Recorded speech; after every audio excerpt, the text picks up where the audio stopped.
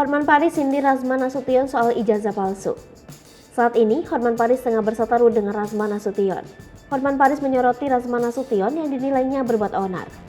Sehingga menurutnya wajar kalau Rasman Nasution dipecat dari organisasi pengacara. Di samping itu, Rasman Nasution dinilai terlalu berlebihan. Untuk kesekian kalinya, Hotman Paris melakukan sindiran pada Rasman Nasution. Dikatakannya kalau Rasman Nasution harus menunjukkan ijazah sarjana hukumnya.